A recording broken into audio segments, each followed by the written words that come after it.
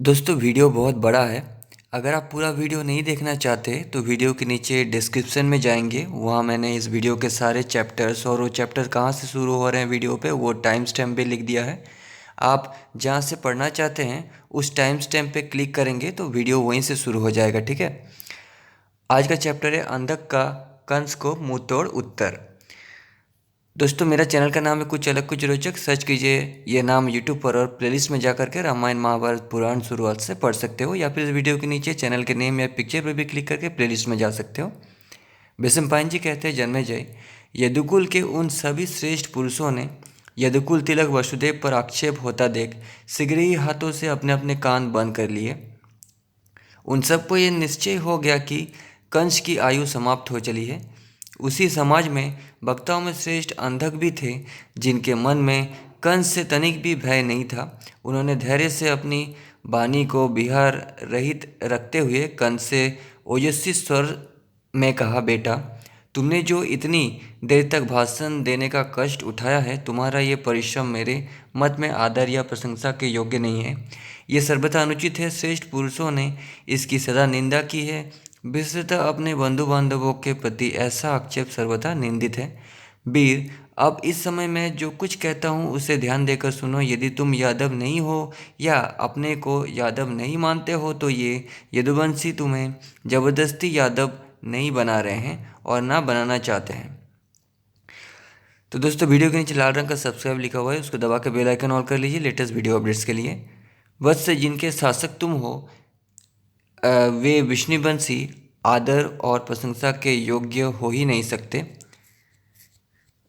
इक्ष्वाकु वंश में एक प्रजा पीड़क राजा उत्पन्न हुआ था, जो स्वयं ही किसी समय राज्य छोड़कर भाग गया अथवा मिट गया।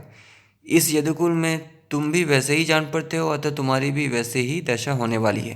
कहने का मतलब ये है, इसलिए ब्रैकेट में लिखा गया ये, तात तुम भोज हो, यादव हो अथवा कंस हो या जैसा तैसा कोई भी हो, तुम्हारा मस्तक तुम्हारे साथ ही उत्पन्न हुआ है।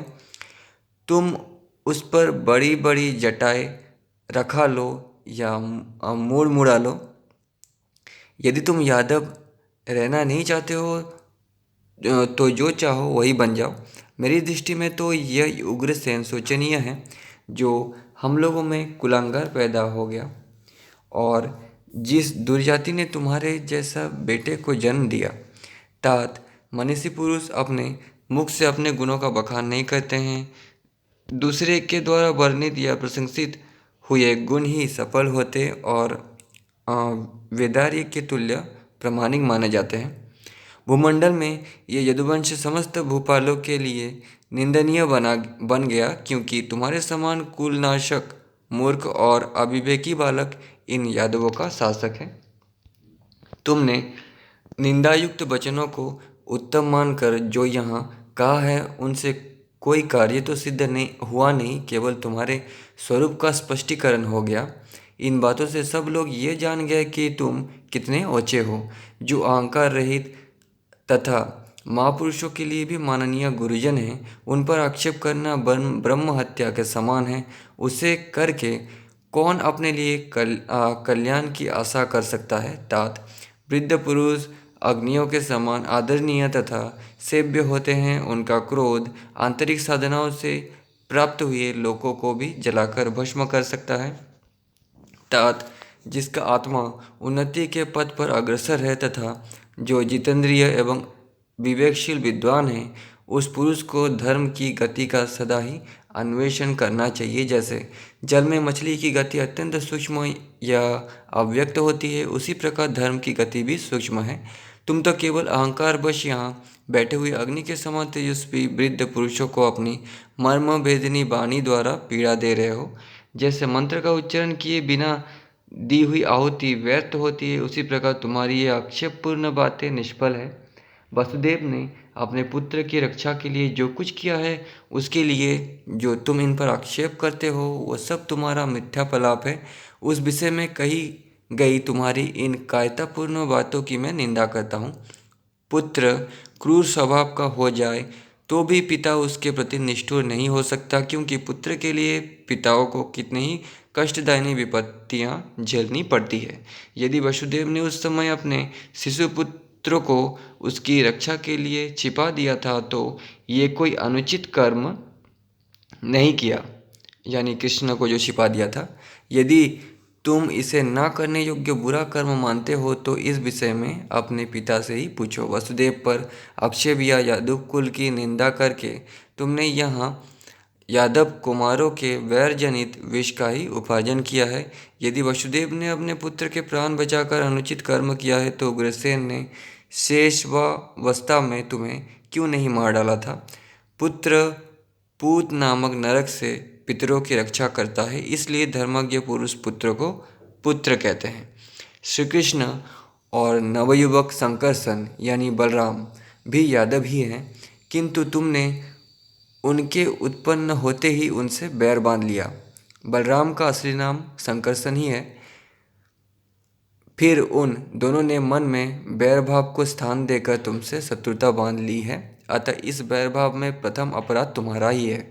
तुमने वसुदेव पर आक्षेप किया और वसुदेव पुत्र कृष्ण के मन में अपने प्रति क्रोध उत्पन्न कर दिया। इससे समस्त यादवों के हृदय यहाँ कंपित हो उठे हैं। एक तो श्री कृष्ण के प्रति तुम्हारा द्वेष था ही, दूसरे तुमने वसुदेव की भरपूर निंदा भी कर डाली। इससे ये अशुभ सूचक अपशगुन प्रकट होकर तुम्हारे लिए भय की प्राप्ति बता रहे हैं।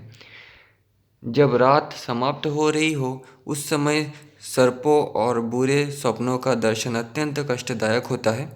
ये जो शकुन दिखाई देते हैं वे इन नगरों के भावी वैधव्य की सूचना देने वाले हैं। अब तक जो कारण प्राप्त हुए हैं उनसे हमें ऐसा ही अनुमान होता है। ये भयंकर ग्रह राहु आकाश में अपने किरणों द्वारा ख्याति का भेद कर रहा है तथा भयानक दिखाई देने वाला मंगल सर्वत्र भद्र चक्र में वक्रीभूत होकर चित्रा नक्षत्र पर स्थित है। तुमने भयानक तेज से पश्चिम संध्या को व्याप्त कर रखा है, अर्थात वो पश्चिम दिशा में उदित हो रहे हैं। ऐसा होना राज्य भंग का सूचक है तथा शुक्र ने सूर्य मार्ग पर अतिचार गति से चलना आरंभ किया है। सूर्य को लांघ कर जाना ही अतिचार है। धूमकेतु नामक उत्पाद ग्रह के पुच्छ भाग से भरणी आदि 13 नक्षत्र विद्ध हो गए हैं, इसलिए वे चंद्रमा का अनुसरण नहीं करते हैं। पूर्वकाल की संध्या परीख से ग्रस्त है, वो अपने प्रभाव द्वारा सूर्यदेव को बाधा पहुंचाती है तथा पशु और पक्षी अपनी बोली बोलते हुए प्रतिकूल दिशा से होकर जाते हैं। दोनों संध्याओं के समय एक भयानक गिदड़ी शमशान भूमि से निकलकर अपने निश्वास से अंगार की वर्षा करती और बहुत बोलती हुई मथुरापुरी के चारों ओर चक्कर लगाती है। कुछ ही समय पहले वज्रपात की सी ध्वनि के साथ पृथ्वी पर उल्कापात हुआ है। ये पृथ्वी तथा पर्वतों के शिखर अकस्मात कांपने लगते हैं। अभी पिछले दिनों राहु ने सूर्य पर ग्रहण लगा दिया था, जिससे दिन में ही रात हो गई थी। धूम और उत्पातों से संपूर्ण दिशा व्याप्त है। सूखे में ही बिजलियाँ गिरती हैं। मेघ बिजली और गड़गड़ाहट के साथ रक्त की वर्षा करते हैं। देवताओं की प्रतिमाएं अपने स्थान से हट जाती हैं और पक्षी वृक्ष को त्याग देते हैं। ज्योतिषी लोग राजा के विनाश की सूचना देने वाले जो अशुभ अपशगुन बताते हैं उन सबको हम लोग देख रहे हैं। तुम भी सज्जनों से द्वेष रखते हो, राजधर्म से विमुख हो चुके हो और अकारण ही तुम्हें क्रोध आ जाता है। इससे जान पड़ता है निकट भविष्य में ही तुम्हारे ऊपर भय आने वाला है। दुर्बुद्धे, तुम जो देवताओं तथा वशुओं के समान तेजस्वी बूढ़े वसुदेव पर मोहवश आक्षेप कर रहे हो, इससे तुम्हारे आत्मा को शांति कैसे मिल सकती है। तुम्हारे प्रति जो हमारा स्नेह रहा है उसे हम लोग आज त्याग देते हैं। तुम अपने वंश का अहित करने वाले हो, अतः अब हम एक क्षण भी तुम्हारे पास नहीं बैठेंगे। वे दानपत्य अक्रूर धन्य है जो आज वन में गए हुए अनायासी मान कर्म करने वाले कमल नयन श्री कृष्ण को अपनी आंखों से देखेंगे। तुम्हारे कारण इस यदुवंश की जड़ कट गई है। अब श्री कृष्ण ही आकर समस्त भाई बंधुओं को जुटाएंगे और उनमें मेल कराएंगे। इन बुद्धिमान वसुदेव ने तो तुम्हारे अपराध को क्षमा ही कर दिया है। काल ने तुम्हारी विवेक शक्ति नष्ट कर दी, अतः तुम जो चाहो बकते रहो। कंस, मुझे तो यही अच्छा लगता है कि तुम वसुदेव के को साथ लेकर श्री कृष्ण के स्थान पर जाओ और उनके साथ संधि करना स्वीकार करो। नेक्स्ट चैप्टर केशी का अत्याचार और श्री कृष्ण द्वारा उसका वध। बिशंपायन जी कहते हैं, जन्मेजय अंधक की बातें सुनकर कंस की आंखें क्रोध से लाल हो गई। वो उनसे कुछ नहीं बोला और रोषपूर्वक उठकर अपने महल में चला गया। फिर वे सब यादव जो वहाँ की सारी बातें विस्तार पूर्वक सुन चुके थे, निराश होकर अपने अपने घर को लौट गए। वे मार्ग में ये चर्चा कर रहे थे कि कंस का मस्तिष्क खराब हो गया है। अक्रूर के मन में भगवान श्री कृष्ण के दर्शन की लालसा जाग उठी थी, अतः वे भी कंस की आज्ञा के अनुसार उठे और मन के समान शीघ्रगामी श्रेष्ठ रथ पर आरूढ़ हो वहाँ से चल दिए। उधर श्री कृष्ण को भी अपने अंगों में ही कुछ ऐसे शुभ लक्षण दिखाई देते थे जो पिता जैसे बांधव से भेंट होने की सूचना दे रहे थे। अक्रूर को भेजने से पहले ही मथुरा के राजा उग्रसेन कुमार कंस ने केसी के पास दूत भेजा और कहलाया कि तुम श्री कृष्ण का वध कर डालो। दूत की बात सुनकर मनुष्य को क्लेश प्रदान करने वाला दुर्जय दैत्य केशी, जो अपने नॉर्मल आकार से थोड़ा बड़ा होता है, उसको उस समय दैत्य कहा जाता था। मतलब जो हाइट में थोड़ा लंबा हुआ करता था और जिसमें गुस्सा बहुत ज़्यादा था, उसको भी डर के मारे लोग के दैत्य के समान ही मानते थे। ये मैंने समझाने के लिए कहा है। वृंदावन में जाकर गोपों को सताने लगा। केसी घोड़े के रूप में रहने वाला दैत्य था और मनुष्य का मांस खाता था। उस दुष्ट पराक्रमी असुर ने कुपित होकर वहाँ महान संहार आरंभ कर दिया। तो उस समय बहुत सारे प्रजातियाँ पाए जाते थे। ये जानवरों की एक अलग प्रजातियाँ हुआ करती थी जो अभी विलुप्त हो चुकी है। वो ग्वाला सहित गौ को मार डालता और गौ का मांस खाया करता था। मदमत्त केसी स्वच्छंद विचरने वाला और उच्चखलन था। अश्वरूपधारी दुष्टात्मा दानव केसी जहाँ रहता था, वो वन मनुष्य के मांस और हड्डियों से व्याप्त होकर शमशान भूमि के समान प्रतीत होता था। वो टापों से पृथ्वी को वितीर्ण कर देता और वेग से वृक्षों को भी तोड़ डालता था।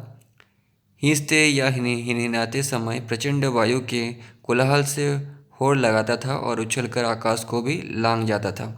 कहने का मतलब ये है कि बहुत बहुत दूर तक उछलता था। जितना ताकत वो भूमि पर लगाता था, उतना ही ऊपर वो उठता था।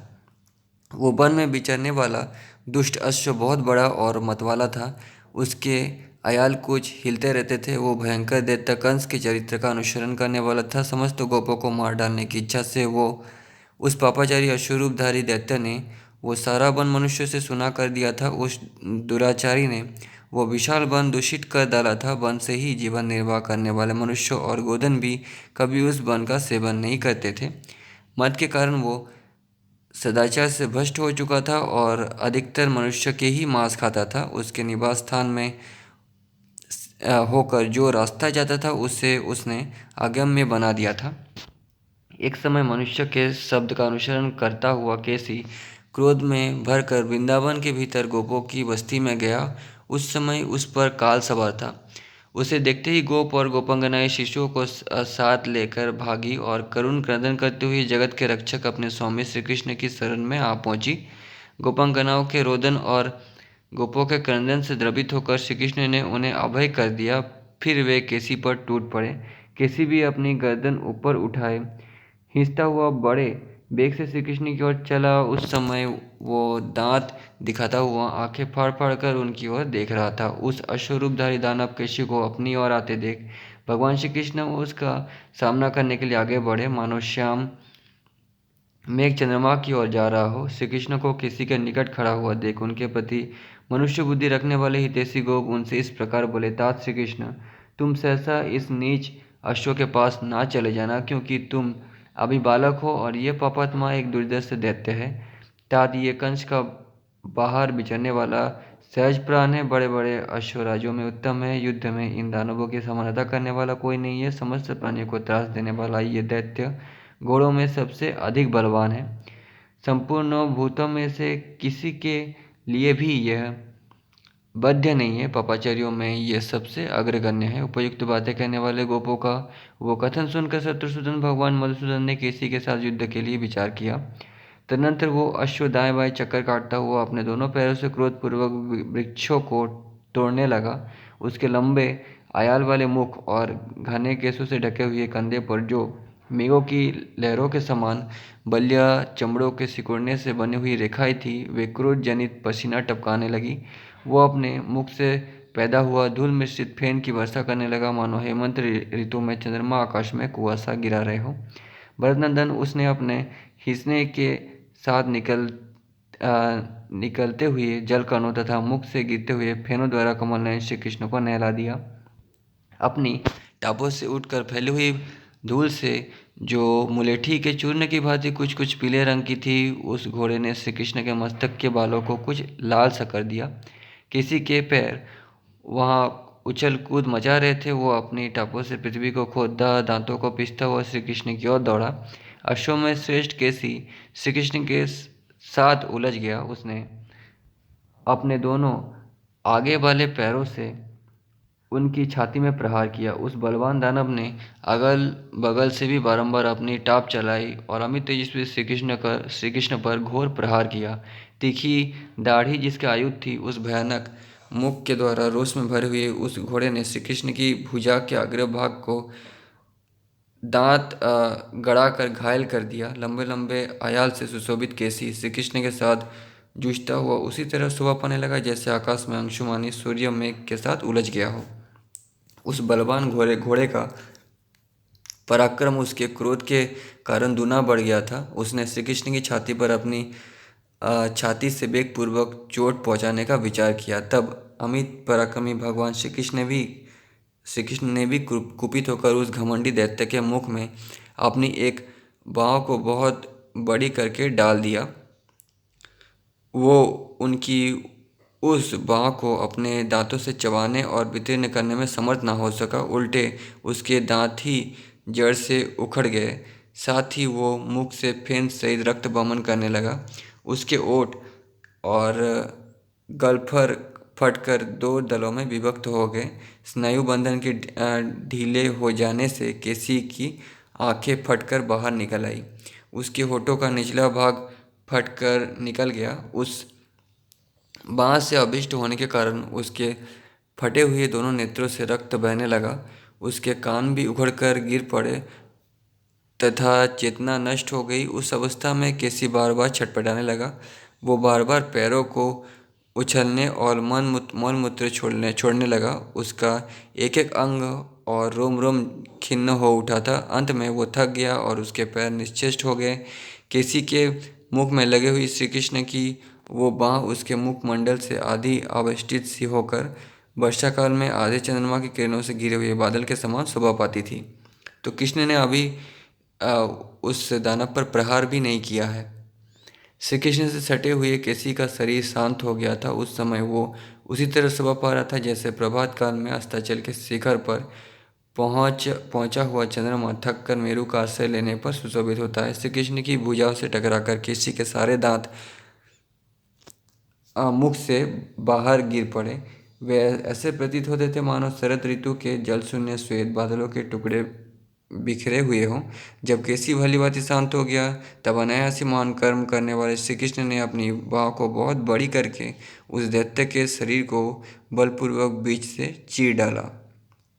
उस युद्धस्थल में श्री कृष्ण की भुजा द्वारा फाड़े गए केसी का मुख विकराल हो उठा। वो दानव व्यथित होकर बड़े जोर जोर से आर्तनाद करने लगा। उसके सारे अंग शिथिल हो गए थे। ये चक्कर काटता हुआ मुख से खून उगल रहा था। उसका शरीर कई अंगों से हीन हो चुका था। वो ऐसा दिखाई देता था मानो किसी पर्वत को बीच से चीर डाला गया हो। उसकी भुजा से जिसका मुंह फट गया था, वो दो मार्गों में बटा हुआ महाभयंकर असुर दो टुकड़ों में फटे हुए हाथी के समान पृथ्वी पर गिर पड़ा। श्री कृष्ण की भुजा से कटे हुए शरीर वाले केशी का रूप पिनाक पानी भगवान रुद्र द्वारा मारे गए महिषासुर के समान अत्यंत भयंकर प्रतीत होता था। तो महिषासुर के साथ कार्तिकेय और शिव जी का लड़ाई हुआ था।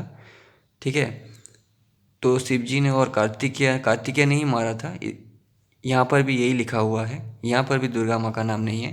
किसी के शरीर के वे दोनों खंड, दो पाँव, आधी पीठ, आधी पूंछ तथा एक एक कान, आँख और नासिका रत्न से युक्त हो पृथ्वी पर पड़े पड़े अनुपम शोभा पा रहे थे। किसी के दांतों से घायल हुई श्री कृष्ण की वो बाँ ऐसी सुशोभित हो रही थी मानो वन में गजराज के दांतों के आघात चिन्ह से अंकित कोई बहुत बड़ा शाल का वृक्ष हो। इस प्रकार युद्ध में किसी को मारकर उसके शरीर के टुकड़े टुकड़े करके कमल नयन श्री कृष्ण वहीं हंसते हुए खड़े रहे। उस केसी को मारा गया देख गोप और गोपांगनाएं बहुत प्रसन्न हुई। सबके विघ्न नष्ट हो गए, कष्ट दूर हो गए। स्थान और अवस्था के अनुसार सभी गोप बारंबार श्रीमान दामोदर का पूजन करते हुए प्रिय वचनों द्वारा उनका अभिनंदन करने लगे। गोप बोले, तात तुमने अद्भुत कर्म किया है। ये समस्त जगत के लिए कंटक रूप दैत्य आज तुम्हारे हाथों से मारा गया। श्री कृष्ण ये इस भूतल पर घोड़े का रूप धारण करके विचरता था। तात इस अश्वरूपधारी पापी दानव केशी का वध करके तुमने वृंदावन को मनुष्य और पशु पक्षियों के लिए सेव्य और क्षेम कारक बना दिया। तो श्री कृष्ण ने अपने हाथ केसी के मुंह में डाल दिया था, जिसको वो चबा ना सका और उसके दांत फट गए और खून बहते हुए मारा गया। घोड़ों का दांत इतना नोकीला नहीं होता, ठीक है, ये भी जानना चाहिए। इस दुरात्मा ने हमारे बहुत से गोप मार डाले थे। बछड़ों पर वात्सल्य रखने वाली बहुत सी गौ का भी वध कर डाला था। इसके सिवा और भी कितने ही जनपद इसके हाथों नष्ट हो चुके थे। ये पापाचारी दानव निश्चय ही संसार का प्रलय करने के लिए उद्यत हुआ था। मनुष्य लोग को मनुष्य से सुना करके या सुखपूर्वक विचरने की इच्छा रखता था। जीवित रहने की इच्छा वाला कोई भी पुरुष इसके सामने खड़ा नहीं हो सकता था। देवताओं के समूह में से भी कोई इसका सामना नहीं कर सकता था। फिर भूतल निवासियों की तो बात ही क्या है। वैशंपायन जी कहते हैं, जन्मेजय तदनंतर आकाशचारी मुनि विप्रवर नारद जी आकाश में अदृश्य भाव से खड़े हो बोले, देवेश्वर विष्णु कृष्ण, मैं आप पर बहुत प्रसन्न हूँ। नारद जी फिर बोले, प्रभु आपने किसी को मार डालने की इच्छा से जो ये दुष्कर कर्म किया है, ये केवल आपके ही योग्य था अथवा देवलोक में केवल त्रिनेत्रधारी रुद्र ही ऐसा पराक्रम कर सकते थे। तात मैं युद्ध देखने को सदा ही उत्सुक रहता हूँ, अतः अपनी अंतरात्मा से आपका ही चिंतन करता हुआ ये मनुष्य और अश्वों का संग्राम देखने के लिए स्वर्गलोक से यहाँ आया था। गोविंद, आपने आपके पुतनावध आदि कर्म को भी मैं देख चुका हूँ, किंतु इस केसी के वध रूप कर्म से मुझे विशेष संतोष हुआ है। भयानक रूप धारण करने वाले इस दुरात्मा अश्वकेशी से बलसुदन देवराज इंद्र भी डरते थे। अपनी अपनी बाँह के एक भाग को बड़ा करके उसके द्वारा जो इसके शरीर को फाड़ डाला है, विश्व योनि ब्रह्मा जी ने इसकी मृत्यु के लिए ऐसा ही विधान बनाया था। अब आप मेरा ये अनुशासन सुने। आपने किसी का वध किया, इसलिए संसार में केशव नाम से विख्यात होंगे। जगत में आपका कल्याण हो, आपसे जगत का कल्याण हो। आपको साधुवाद देकर मैं शीघ्र चला जाता हूँ। अब जो कंस वध आदि कृत्य शेष रह गए हैं, उन्हें आपको पूर्ण करना है। आप इसमें समर्थ हैं, अतः शीघ्र कर डाले, विलंब ना होने दें। जब आप भूभार हरण आदि अन्य कार्य के लिए यहाँ अवतार लेने के लिए चले आते हैं, तब आपके ही बल का आश्रय लेने वाले देवता भी मनुष्य की भांति आपकी लीला का अनुकरण करते हुए खेलते हैं। समुद्र तुल्य महाभारत युद्ध का समय अब बहुत निकट है। मरकर स्वर्ग में जाने वाले राजाओं के लिए युद्ध के अवसर हाथ में आ गए हैं। विमानों के आरोहण के लिए आकाश में जो ऊर्ध्वगामी मार्ग है, उनका शोधन कर दिया गया है। रुकावट दूर हो गई। इंद्रलोक में आने वाले राजाओं के लिए पृथक पृथक निवास स्थान बनाए जाते हैं। केशव उग्रसेन कुमार कंस के मारे जाने पर जब आप यादवों के संरक्षण के रूप में मुख्य पद पर प्रतिष्ठित होंगे, तब सब और राजाओं का वो महान युद्ध आरंभ हो जाएगा। आपके कर्म की कहीं तुलना नहीं है, अतः पांडव लोग आपकी ही शरण लेंगे। राजाओं में भेद के अवसर पर जब युद्ध उपस्थित होगा, उस समय आप पांडवों का ही पक्ष लेंगे। जब आप राजा आसन पर बैठेंगे, तब आपके प्रभाव से राजा लोग अपनी उत्तम एवं शुभ राजलक्ष्मी को त्याग देंगे, इसमें संशय नहीं है। जगदीश्वर श्री कृष्ण, ये मेरा तथा स्वर्गवासी देवताओं का संदेश है, जो श्रुतियों द्वारा गुण रूप से प्रतिपादित है। अब यह जगत में भी विख्यात हो जाएगा। प्रभु, मैंने आपका पराक्रम देखा, आपका भी दर्शन किया, साधुवाद। अब मैं जाता हूँ। कंस के मारे जाने पर मैं फिर आपसे मिलूँगा। ऐसा कहकर नारद जी तत्काल आकाश में चले गए। देव संगीत के उत्पत्ति स्थान नारद जी का पूर्वोक्त वचन सुनकर श्री कृष्ण ने तथास्तु कहकर उनकी बात मान ली। फिर वे गोपों से बोले, गोपगण श्री कृष्ण से मिलकर उनके साथ ही पुनः ब्रज में प्रविष्ट हुए। नेक्स्ट चैप्टर, अक्रूर का भगवान श्री कृष्ण को देखना और उनके विषय में अनेक प्रकार की बातें सोचना। विशंबन जी कहते हैं, जन्मेजय, उस दिन जब सूर्यदेव अस्ताचल को जाने लगे, उनकी किरणें मंद हो गई, पश्चिम के आकाश में संध्या की लाली छा गई, चंद्रमा का श्वेत पीत मंडल उदित होने लगा, पक्षी अपने घोंसलों में विश्राम करने लगे। श्रेष्ठ याज्ञिकों ने जब अग्नि प्रज्वलित कर दी, संपूर्ण दिशाएं सब ओर से जब कुछ कुछ अंधकार से आविष्ट हो गई, ब्रजवासी सोने की तैयारी करने लगे, गिदड़ियाँ बोलने लगी, मांसाहारी अभिलाषा रखने वाले निशाचर हर्ष में भर गए, धूप से तपे हुए इंद्रगोप नामक कीड़ों को आनंद देने वाला और वेदों के स्वाध्याय को बंद करने वाला प्रदोष काल जब आ पहुंचा, जब सूर्यदेव संध्या रूपिणी गुफा में प्रविष्ट हो गए, जब गृहस्थ के लिए हवन या घृत या दुग्ध को आग पर रखने की बेला पहुंची, वनवासी वानप्रस्थ जब मंत्रों द्वारा अग्नि में आहुति देने लगे, जब गौएं वन से लौटकर ब्रज में आ गई और उनका दूध दूह लिया गया, जिनके बछड़े बांधे थे और जो स्वयं भी लंबी रस्सियों में आविष्ट थी, वे धेनुएं जब बार बार रंभाने लगी, गौओं को बुलाते हुए गोपगण जब सब और कोलाहल करने लगे, जब बांधने के लिए गौओं को हाँक कर ले जाया जाने लगा, काष्ठ के भार से झुके हुए कंधों वाले गोप जब घर आकर सब और फैले हुए सूखे गोबर के चूरे को सुलगाने या प्रज्वलित करने लगे, किंचित उदित हुए चंद्रदेव जब अपनी मंद किरणों से ही प्रकाशित हो रहे थे, दिन चले जाने पर थोड़ी सी ही रात का आगमन हुआ था, दिन की पूर्ण समाप्ति होकर रात्रि के प्रथम पहर का अभी आरंभ ही हुआ था। सूर्य का उष्ण प्रकाश अस्त होकर चंद्रमा का शीतल प्रकाश उपस्थित हुआ था। जिस समय अग्निहोत्र की सुगंधी सब और व्याप्त हो रही थी, सर्वत्र सौभ्य चंद्रदेव उदित हुए। जब संपूर्ण जगत में मात्मक संधि का समय वर्तमान था, जब पश्चिम में अग्नि के समान संध्याकाल अरुण प्रकाश फैला था, तब पूर्व में भी लाल कमल के समान कांति वाले चंद्रमा की कुमकुम जैसी प्रभा फैली हुई थी और उन दोनों दिशाओं के अरुण प्रभा से जब आकाश उभय पार्श्व से दग्ध हुए पर्वत के समान प्रतीत हो रहा था और उसमें कुछ कुछ तारे प्रकट हो गए थे, ऐसे समय में घर लौटने की इच्छा वाले पथिकों को बंधुओं से समागम होने की सूचना सी देने वाले पक्षियों के साथ साथ दानपत्य अक्रूर अपने रथ के द्वारा शीघ्र ही ब्रज में आ पहुँचे। ब्रज में प्रवेश करते ही अक्रूर वहाँ के लोगों से बारंबार श्री कृष्ण, रोहिनंदन, बलराम तथा नंद गोप का निवास स्थान पूछने लगे। तत्पश्चात देवोपम कांति से युक्त महाबली अक्रूर उस रथ से उतरकर निवास के लिए नंद गोप के घर में प्रविष्ट हुए। उस समय उनके मुख पर पूर्ण हर्ष छा रहा था, नेत्र से प्रेम के आंसू बह रहे थे। नंद के द्वार पर पदार्पण करते ही उन्होंने देखा, गौ के धोने के स्थान में श्री कृष्ण बहुत से बछड़े के बीच में खड़े हैं।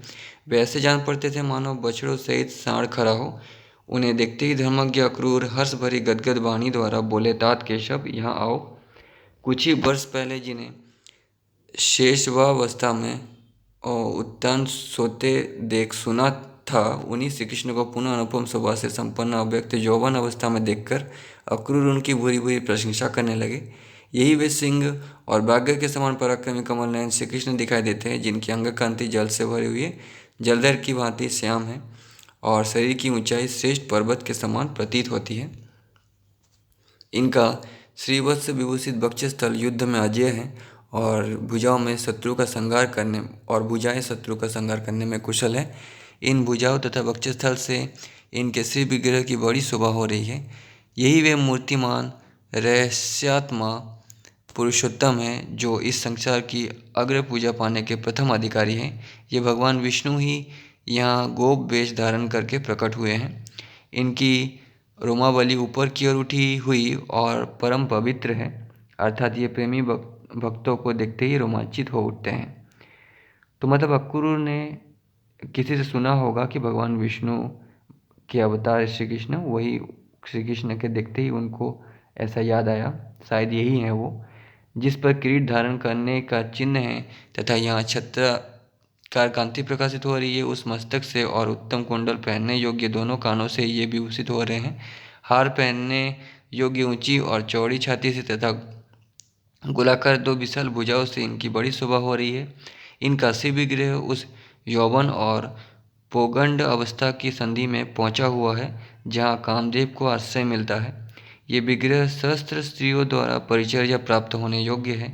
ऐसे दिव्य शरीर पर दो पीत वस्त्र धारण किए ये वही सनातन विष्णु यहाँ विराजमान हैं, जो पृथ्वी के आश्चर्यभूत हैं तथा तीनों लोगों को आक्रांत करने में समर्थ हैं। ऐसे संचरशील युगल चरणों से ये शत्रुदमन श्री कृष्ण इस भूमि पर खड़े हैं। इनका एक हाथ, जिसका अग्रभाग बहुत ही सुंदर है, चक्र से चिन्हित सा दिखाई देता है। दूसरा उठा हुआ हाथ गदा से संयुक्त होना चाहता है। यही परब्रह्म परमात्मा के परम तृतीय ब्रह्म हैं, जो यहाँ जगत के कल्याण के लिए अवतीर्ण हुए हैं। देवताओं की रक्षा का भार वहन करने वाले वे सर्वश्रेष्ठ परमेश्वर राजभूतल पर अवतीर्ण होकर शोभा पाते हैं। इन्हीं के विषय में भविष्य की बात बताने में कुशल मनुष्यों ने कहा है कि गोपाल श्री कृष्ण भविष्य में क्षीण हुए यादव वंश का विस्तार करेंगे। जैसे नदियों के बहुत से जल प्रवाह महासागर को पूर्ण करते रहते हैं, उसी प्रकार सैकड़ों और हजारों यदुवंशी इनके प्रभाव से अपने वंश की वृद्धि करेंगे। ये सारा जगत जो सनातन काल से चला आ रहा है इनके शासन में स्थित होगा। उस समय इसको कष्ट देने वाले शत्रु और सामंत नष्ट हो जाएंगे और यह विश्व सतयुग की भांति सुख शांति और समृद्धि से संपन्न हो जाएगा। ये इस वसुधा पर रहकर जगत को अपने वश में स्थापित करके समस्त राजाओं के ऊपर प्रतिष्ठित हो जाएंगे, परंतु स्वयं राजा नहीं बनेंगे। निश्चय ही पूर्व काल में जिस प्रकार इन्होंने अपने 3 पगों द्वारा त्रिलोकी को जीतकर स्वर्ग में पुरंदर इंद्र को देवताओं का राजा बनाया था, उसी प्रकार पहले की 3 पगों द्वारा जीती हुई इस वसुधा को फिर जीतकर ये उग्रसेन को राजा के आसन पर बैठाएंगे, इसमें संशय नहीं है। तो ये श्री कृष्ण को लेने के लिए आए हैं। ये इन्हें लेकर कंस के पास ले जाएंगे जहाँ युद्ध होगा। ये फैले हुए बैर का अंत करने वाले हैं। पंचोपनिषदों में बहुत से प्रश्नों द्वारा इन्हीं के तत्व का प्रतिपादन सुना गया है। ब्रह्मवादी ब्राह्मणों द्वारा ये पुराण पुरुष कहे जाते हैं। ये भगवान के शब्द समस्त जगत के लिए स्प्रेरणीय होंगे, क्योंकि इनकी बुद्धि में मानवता को नया जीवन देने का विचार उठ खड़ा हुआ है। आज मैं इनके निवास स्थान का विधिपूर्वक पूजन करूँगा, फिर मन ही मन इनके विष्णु रूप की भावना करके मंत्रोच्चारण पूर्वक उसकी अर्चना करूँगा। इनमें जो अपने बंधु बांधवों को पहचानने की शक्ति है और जो इनका मनुष्यों में अवतार हुआ है, वो सब मेरे लिए आदरणीय है। मैं तो इन्हें अमानव समझता ही हूँ। दूसरे दिव्य नेत्रधारी महापुरुष भी इन्हें ऐसा ही मानते हैं। अतः मैं इन आत्मवेत्ता श्री कृष्ण के साथ रात में भली बातें सलाह करके यदि ब्रजवासियों सहित ये मेरी बात मान लेंगे तो इनके साथ ही कल मथुरा की यात्रा करूँगा। इस प्रकार युक्त युक्त कार्य कारण का विचार करते हुए अक्रूर ने श्री कृष्ण को बारंबार देखा और उनके साथ नंदा गोप की बैठक में प्रवेश किया। उसके बाद नेक्स्ट चैप्टर, श्री कृष्ण और बलराम का मथुरा में प्रवेश, उनके द्वारा रजक का वध, माली को वरदान, कुब्जा पर कृपा और कंस के धनुष का भंजन। भीष्म पंच कहते जन्मेजय वे सभी अमित तेजस्वी यात्री अपने श्रेष्ठ रथ को जोतकर श्री कृष्ण और संकर्षण के साथ राजा कंस के द्वारा सुरक्षित रमणीय मथुरा पुरी में जा पहुँचे। दोस्तों मैं सिर्फ ओरिजिनल चैप्टर्स, रियल चैप्टर्स ही पढ़ रहा हूँ, ठीक है। संध्या काल में जबकि सूर्यदेव लाल हो गए थे, उन सब ने उस रमणीय मथुरा नगरी में प्रवेश किया। बुद्धिमान अक्रूर, सूर्य तुल्य तेजस्वी श्री कृष्ण और संकर्षण दोनों वीरों को पहले अपने घर में ले गए। वे दोनों भाई उत्तम कांति से प्रकाशित हो रहे थे। उस समय दानपति अक्रूर ने कंस से भयभीत होकर उनसे कहा, तात तुम दोनों को अभी वसुदेव के घर में जाने की इच्छा त्याग देनी चाहिए, क्योंकि तुम्हारे कारण ही कंस बूढ़े वसुदेव को घर से निकालता है और तुम्हें यहाँ नहीं रहना चाहिए। ऐसा कहकर उन्हें दिन रात डांटता रहता है। अतः तुम दोनों को पिता के लिए उत्तम सुख की व्यवस्था करनी चाहिए। जिस तरह उन्हें सुख मिले, जैसे उनका हित हो, वही कार्य करना चाहिए। तब श्री कृष्ण ने उनसे कहा, धर्मनिष्ठ वीर साधु पुरुष, यदि आप स्वीकार करें तो हम दोनों भाई मथुरा नगर और इसके राजमार्ग को देखते हुए यहाँ से जाए और अतर्कित रूप से कंस के ही घर पहुँच जाए। भीष्म जी कहते जन्मेजय अक्रूर भी मन से ही अविनाशी भगवान श्री कृष्ण को नमस्कार करके प्रसन्न चित्त से कंस के पास गए। अक्रूर की आज्ञा लेकर वे दोनों वीर श्री कृष्ण और बलराम नगर देखने के लिए वहां से इस तरह प्रस्थित हुए मानो युद्ध की इच्छा रखने वाले दो गजराज आलान से छूट निकले हो। उन दोनों ने रास्ते में एक रजक यानी धोबी को देखा जो कपड़ों के रंग कर रहा था। उसे देखकर वे दोनों भाई उससे सुंदर वस्त्र मांगने लगे। रजक ने उन दोनों से कहा, अरे तुम दोनों किसके और कहाँ के वनेचर हो, यानी कहाँ से आए हो, जो मूर्खतावश निर्भय होकर राजा के कपड़े मांग रहे हो। तब मैं तो विभिन्न देशों के बने हुए राजा कंस के सैकड़ों वस्त्रों को रंगता हूँ और उन वस्त्रों पर विस्तृत उनकी इच्छा के अनुसार रंग देता हूँ। तुम दोनों किसके बेटे हो? तुम तो वन में पैदा हुए और अन्य पशुओं के साथ ही बड़े हो। आज इन बहुत से रंगीन कपड़ों को देखकर तुम्हारे मन में इनके प्रति लोभ उत्पन्न हो गया है। अहो, ये बड़े आश्चर्य की बात है। जान पड़ता है तुमने अपने जीवन का मोह त्याग दिया है, तभी तो यहाँ आ गए। तुम दोनों मूर्ख हो, तुम्हारी बुद्धि गंवारों जैसी है, इसलिए तो राजा के कपड़े मांगने की इच्छा करते हो। ये सुनकर श्री कृष्ण उस मंदबुद्धि, अरिष्टकष्ट, मूर्ख तथा जहरीली बात बोलने वाले रजक पर कुपित हो उठे मतलब श्री कृष्ण को गुस्सा आ गया। उन्होंने उसके माथे पर एक तमाचा झड़ दिया। वो तमाचा क्या था? वज्र था। उसके लगते ही रजक का मस्तक फट गया और वो प्राणहीन होकर पृथ्वी पर गिर पड़ा। श्री कृष्ण अच्छा योद्धा भी था। उसके उसे मारा गया देख उसकी स्त्रियां चीखने चिल्लाने लगी। तो उस धोबी ने बहुत अच्छा बात तो नहीं किया था, लेकिन उतना बहुत गाली भी नहीं बका था। उसे मारा गया देख उसकी स्त्रियां चीखने चिल्लाने लगी। वे बाल खोले विलाप करती हुई तुरंत राजा कंस के दरबार में गई। इधर वे दोनों भाई सुंदर वस्त्र धारण करके फूलों की माला लेने के लिए उस गली में गए जहाँ मालाएं बिकती थी। वे ऐसे लगते थे मानो दो गजराज उन फूलों की सुगंध पाकर वहाँ जा पहुँचे हो। उस गली में गुनक नाम से प्रसिद्ध एक माली था जो माला बेचकर ही जीविका चलाता था। उसकी बातें बड़ी प्रिय लगती थी। उसकी दुकान में बहुत सी मालाएं सजाकर रखी गई थी। वो धनवान होने के साथ ही देखने में सुंदर भी था। उस समय श्री कृष्ण ने माला के लिए ही मुख से निकली हुई अपनी मधुर वाणी द्वारा उस निर्भय मालाकार से कहा, हम दोनों के लिए मालाएं दे दो। माला से ही जीवन निर्वाह करने वाली उस माली ने प्रसन्न होकर उन दोनों भाइयों को बहुत सी मालाएं अर्पित की। वे दोनों देखने में बड़े प्रिय लगते थे। माली ने उनसे कहा, ये सब आपकी ही संपत्ति है। उसकी ये बात सुनकर श्री कृष्ण बड़े प्रसन्न हुए। उन्होंने संतुष्ट चित्त से गुनक को ये वर दिया, सौभ्य, मेरी प्रसन्नता से प्रकट होने वाली लक्ष्मी तुम्हें धनराशि से संपन्न कर देगी। माली उस वर को पाकर शांत भाव से नतमस्तक हो गया। उसने श्री कृष्ण के चरणों में मस्तक रख दिया और उस वर को सादर सिरधार्य किया। उस समय माली ने यही समझा कि ये दोनों यक्ष हैं। उसने कंस से अत्यंत भयभीत होकर उन्हें कुछ उत्तर नहीं दिया। तुरंत सड़क पर जाते हुए उन दोनों वसुदेव पुत्र ने कुब्जा को देखा जो हाथों में अंगराग यानी अनुलेपन का पात्र लिए हुए थी। उसे देखकर श्री कृष्ण ने कहा, कमल नयन कुब्जे, तुम यह किसके लिए अनुलेपन लिए जा रही हो? शीघ्र बताओ। ये सुनकर कुब्जा मुस्कुराती हुई उनके सामने हो गई। वो बिजली के समान कुटिल गति से चलने वाली थी। उसने कमल नयन श्री कृष्ण से मेघ के समान गंभीर वाणी में कहा, कमल नयन मनोहर मुख वाले वीर, मैं तो राजा के स्थान गृह को जा रही हूँ। तुम्हें अंगराग चाहिए तो ले लो। तुम्हें देखते ही मैं विस्मय से विमुग्ध हो उठी हूँ। तुम्हें जैसा अंगराग चाहिए वही ग्रहण करो। मैं तुम्हारे लिए ठहर गई हूँ। तुम्हारा कल्याण हो। आओ मेरे घर। तुम मेरे हृदय वल्लभ हो। सौभ्य, तुम कहाँ से आते हो कि मुझे नहीं जानते? मैं तो महाराज कंस की प्यारी दासी हूँ। उन्होंने मुझे अंगराग के ही कार्य में लगा रखा है। वहाँ खड़ी होकर हंसती हुई कुब्जा ने श्री कृष्ण से कहा, सुमुखी, तुम हम दोनों भाइयों के शरीर के अनुरूप अनुराग दे दो। हम पहलवान हैं और इस देश में अतिथि के रूप में आए हैं। इस राज्य में जो अत्यंत समृद्धशाली विशाल दिव्य धनुष है उसे ही देखने के लिए हम लोगों का यहाँ आना हुआ है। तब कुब्जा ने श्री कृष्ण से कहा, मेरी दृष्टि में तुम परम प्रिय हो, अतः शांत भाव से ये राजोचित अंगराग ग्रहण करो। अंगों में अंगराग लग जाने पर मनोहर शरीर वाले वे दोनों भाई बड़ी शोभा पाने लगे। उस समय वे ऐसे प्रतीत होते थे जैसे दो सांड यमुना जी के जल में गोता लगाकर सारे अंगों में कीचड़ लपेटे आ रहे हों।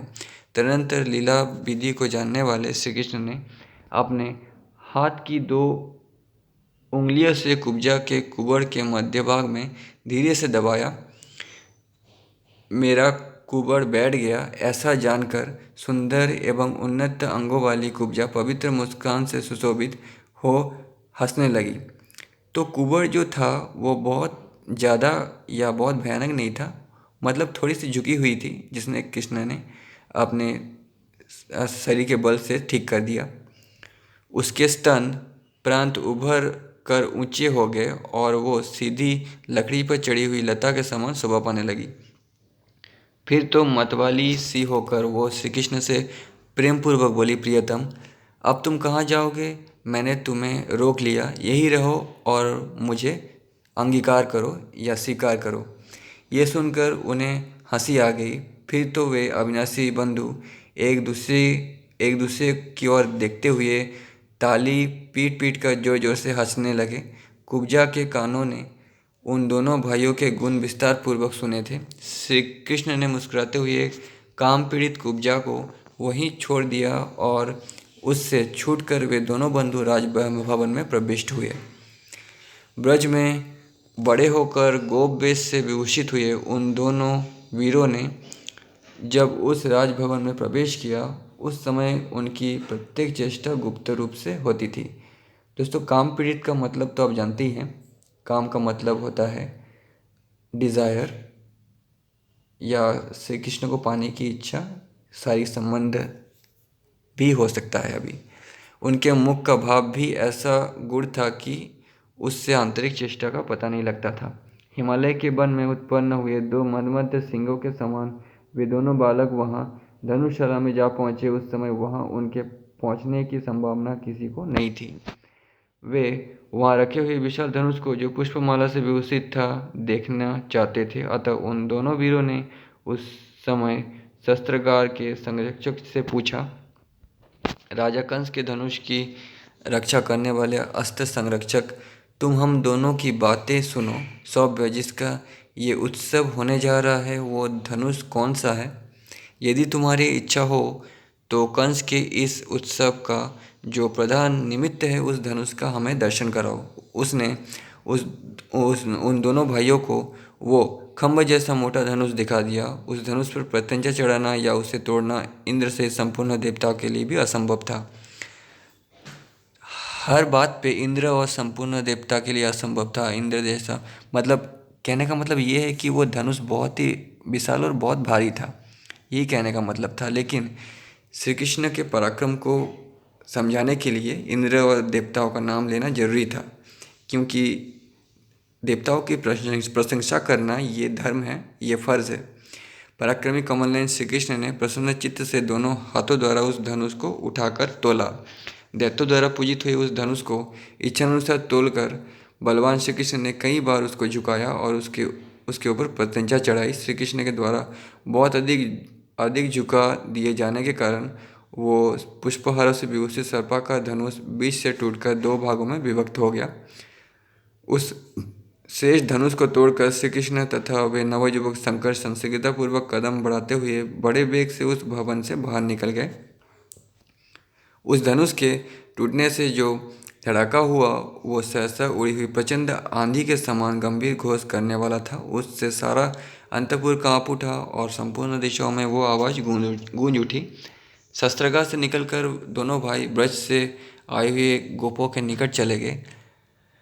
इधर अयोध्या की रक्षा करने वाला वो सिपाही मन ही मन घबरा उठा और बड़े वेग से राज दरबार की ओर चल दिया। राजा के निकट जाकर कोए की तरह चकित हो लंबी सांस खींचता हुआ वो इस प्रकार बोला, महाराज, मैं जो बात बताना चाहता हूँ उसे ध्यान देकर सुनिए। इस समय धनुषशाला में एक आश्चर्यजनक घटना घटित हुई है, जो संपूर्ण जगत के प्रलय की भांति प्रतीत होती है। वहाँ दो मनुष्य आए थे जिनकी तुलना किसी से भी नहीं हो सकती। उनके मस्तक के सभी बाल शिखा के समान बड़े बड़े थे। एक ने नील वस्त्र पहन रखा था, दूसरे ने पीला।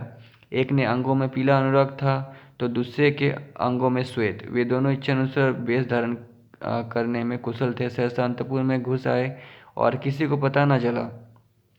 वे दोनों वीर देव कुमारों के समान प्रतीत होते थे। उनकी आकृति बड़ी शोभ्य थी। उन्हें देखकर ऐसा जान पड़ता था मानो बाल रूपधारी अग्नि सहसा आकाश से आकर धनुषशाला में खड़े हो गए हों। उन दोनों के वस्त्र पुष्पहार बड़े सुंदर थे। मैंने उनको स्पष्ट रूप से देखा है। उन्हीं में से एक की आंखें कमल के समान सुंदर थी। शरीर का वर्ण श्याम था। उसके वस्त्र और हार पीले रंग के थे, जिसे हाथ में लेना देवताओं के लिए भी कठिन है। उसी धनुष रत्न को उस श्याम सुंदर वीर ने अनायास ही उठा लिया। उस बालक ने उस विशाल धनुष को लोह यंत्र की भांति बलात् हाथ में लेकर वेगपूर्वक उस पर प्रत्यंचा चढ़ाई और खेल खेल में ही उसे झुकाना आरंभ किया।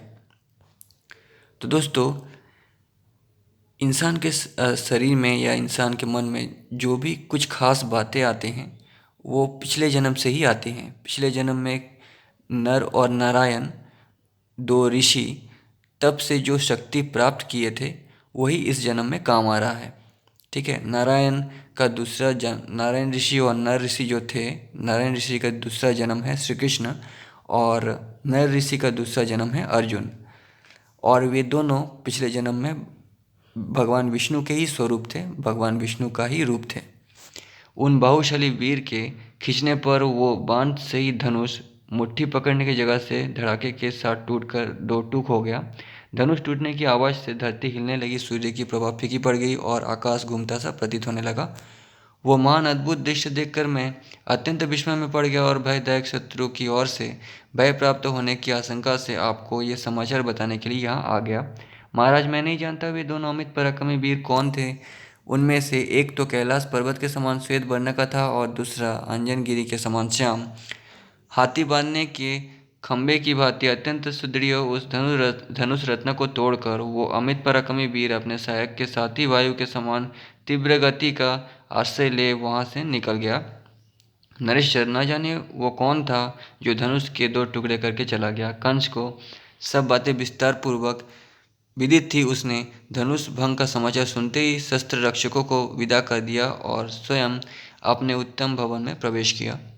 उसके बाद नेक्स्ट चैप्टर, कंस की चिंता, उसका रंगशाला को देखना और उसे सुसज्जित करने का आदेश देना, चाणूर और मुष्टिक को तथा कुबल या पीड़ के महावत को श्री कृष्ण बलराम के वध के लिए आज्ञा देना, महावत से द्रमिल के द्वारा अपनी उत्पत्ति की कथा कहना, उसकी माता का युवामून पर्वत पर द्रविल के साथ समागम तथा उन दोनों का परस्पर वरदान एवं श्राप। वैशंपायन जी कहते हैं, जन्मेजय भोज वंश की बुद्धि वृद्धि करने वाला राजा कंस धनुष के टूटने की घटना पर विचार करके मन ही मन खिन्न हो उठा। वो जो कि तो उसका चिंतन करता, जो कि तो अत्यंत दुख में निमग्न हो जाता था। वो सोचने लगा, अहो ये बालक कैसे निर्भय हो महाबली रक्षक की अवहेलना करके दूसरे लोगों के देखते देखते धनुष तोड़कर निकल गया। ये वही बालक है जिसने मारने के लिए मैंने लोग निंदित क्रूरतापूर्ण कर्म किया। अपनी चचेरी बहन के 6 वीर पुत्रों को शिला पर दे मारा। 6 को मारा था, 7 तो एक कन्या थी उसको भी मार दिया था। मैंने इसके बारे में पहले वीडियो बनाया है, आप देख सकते हैं। फिर गोपियों के साथ रोमांस, ये भी सचमुच ही पुरुषार्थ से देव के विधान का उल्लंघन नहीं किया जा सकता। नारद जी ने मेरे लिए जो बात कही थी वो अवश्य प्रवश्य आकर उपस्थित हो गई है। तो नारद जी ने ये सब कुछ पहले ही कंस को बता दिया था। इस प्रकार चिंता करके राजा कंस अपने उत्तम भवन से निकला और शीघ्र ही रंगशाला में वहाँ लगे हुए मंच का निरीक्षण करने के लिए गया। तो नारद का काम ही है कि एक का बाद दूसरे को बताना। उस श्रेष्ठ नरेश ने प्रेक्षागृह को सब प्रकार से संपन्न हुआ देखा। वहाँ एक मित्र शिल्प से जीवन निर्वाह करने वाले शिल्पियों ने लगातार बहुत से मंचों के ताड़ बना रखे थे। वे सबके सब दृढ़तापूर्वक बांधे गए थे। उत्तम उत्तम गृहों से लगे हुए छज्जे भी बनाए गए थे। उन छज्जों में कहीं तो 6 खंभे एक साथ लगे थे, जिनसे उनकी विशालता बढ़ गई थी, और कहीं कहीं एक एक संख्या वाले ही खंभे लगाए गए थे। इन खंभों, छज्जों और मंजबाटों ने उस प्रेक्षागृह को विभूषित कर रखा था। वहाँ सब और दीवारों में मजबूत खूंटियाँ लगी थी। वो भवन बहुत विशाल बना था, उसकी अच्छी प्रकार प्रतिष्ठा की गई थी। उसके भीतर मंचों पर चढ़ने के लिए ऊंची चौड़ी तथा परस्पर सटी हुई सीढ़ियाँ बनी थी। इससे वो रंग भवन बहुत ही उत्तम दिखाई देता था। वहाँ राजाओं के बैठने के लिए चारों ओर सिंहासन रखे गए थे। उस रंगशाला में सब और आने जाने के लिए बहुत से मार्ग थे। सारा भवन बहुसंख्यक वेदियों से व्याप्त था। उसमें मनुष्य की बहुत बहुत बड़ी भीड़ को अपने भीतर सुगमतापूर्वक भर लेने की क्षमता थी।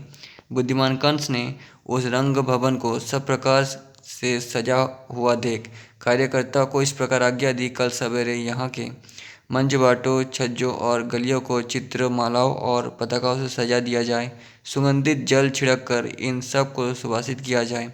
मनोहर रूप दिया जाए। मंचों पर सुंदर चांदनी बिछा दी जाए।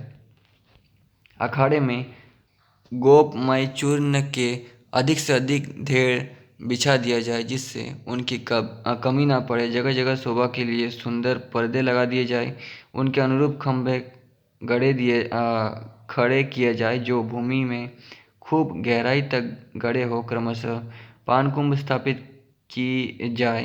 वे सब के सब जल का भार सह लेने में समर्थ हो। उन पर जलपूर्ण सोने के उत्तम घड़े रख दिया जाए। उपहार की वस्तुएं भी एकत्र की जाए। घड़ों में रस भर कर रखे जाए। मल्ल युद्ध के नियमों को जानने वाले लोग आमंत्रित किए जाए। व्यवसायियों और कारीगरियों को उनके अवकाश सहित बुलाए जाए। मल्लों और प्रेक्षकों को ठीक समय से आने की आज्ञा दे दी जाए। रंगशाला में स्थापित किए गए मंचों की शोभा बढ़ाने के लिए उन्हें अच्छी तरह सजाया जाए। इस प्रकार रंगशाला को अच्छी तरह से सजाने की उत्तम व्यवस्था के लिए आज्ञा देकर राजा कंस वहाँ से निकला और अपने महल में चला गया। वहाँ उसने अपने दो मल्लों को बुलाया। एक तो अप्रमित बलशाली चाणूर था और दूसरा मुष्टिक। अपनी भुजाओं से सुशोभित होने वाले वे दोनों महापराक्रमी बलशाली मल्ल कंस की आज्ञा शिरोधार्य करके बड़े हर्ष के साथ उसके भवन में प्रविष्ट हुए। उन दोनों विश्वविख्यात पहलवानों को अपने समीप आया देख राजा कंस ने ये युक्तियुक्त वचन कहा, तुम दोनों मेरे दरबार के विख्यात मल्ल हो और वीर ध्वज प्राप्त करके मल्लों में उत्तम स्थान पर प्रतिष्ठित हुए हो। तुम दोनों मेरे द्वारा विशेष सत्कार पाने के योग्य हो, इसलिए मैंने सदा ही तुम्हारा यथोचित सम्मान किया है। अतः यदि तुम्हें मुझसे प्राप्त हुए सत्कारों का स्मरण है, मेरे द्वारा किए गए उपकार और सद्व्यवहार भूले नहीं हो, तो आज तुम दोनों को अपने तेज से मेरा एक महान कार्य सिद्ध करना होगा। ये जो मेरे ब्रज में पले हुए संकर्षण और कृष्ण नामक दो ग्वाले हैं, बालक होने पर भी परिश्रम को जीत चुके हैं, कभी थकते नहीं हैं वो। ये दोनों बनेचर जब अखाड़े में उतरकर युद्ध के समय तुमसे लड़ने लगे, तब तुम दोनों उन्हें नीचे गिराते ही शीघ्र मार डालना, इसमें कोई संशय नहीं मानना चाहिए। ये चंचल बालक हैं, इन्हें युद्ध की शिक्षा नहीं मिली है। सर्वथा ऐसा समझकर तुम उन दोनों की अवहेलना मत करना। तुम्हें उन्हें मार डालने के लिए पूरा पूरा यत्न करना चाहिए। यदि रंगशाला के समय युद्ध में वे दोनों गोप बालक मार डाले जाए, तो वर्तमान और भविष्य में भी मेरा कल्याण होगा। राजा कंस के इन स्नेह युक्त वचनों से उन दोनों मल्लों के हृदय में बड़ी प्रसन्नता हुई। युद्ध के लिए सदा मत वाले रहने वाले वे दोनों पहलवान चाणूर और मुष्टिक राजा से इस प्रकार बोले, यदि वे दोनों गोपकुल कलंक युद्ध में हमारे सामने खड़े हो जाएंगे, तो आप उन्हें मरा हुआ ही समझिए। वे कष्ट उठाने वाले प्रेत रूप ही हैं, ऐसा मानिए। यदि किसी अरिष्ट ग्रह से ग्रस्त होकर वे दोनों हम लोगों से लड़ेंगे, तो हम रोष में भरकर सबके सामने उन दोनों वनेचरों को अवश्य मार डालेंगे। इस तरह बानी रूप विष का वमन करके वे दोनों मल्लपंगव राजा कंस की आज्ञा ले अपने घर चले गए। तत्पश्चात कंस ने हाथी की परिचर्या से ही जीविका चलाने वाले अपने महावत को बुलाकर कहा, कुबलयापीड नामक हाथी रंगशाला के द्वार पर खड़ा रहे। वो बलवान, मत से चंचल नेत्रों वाला, चपल और मनुष्य के प्रति कुपित रहने वाला है। उसके गंड स्थल मत की धारा से उत्कट दिखाई देता है। वो किसी विपक्षी हाथी को देखते ही रोष से भर जाता है तथा स्वभाव से ही अत्यंत क्रोधी है।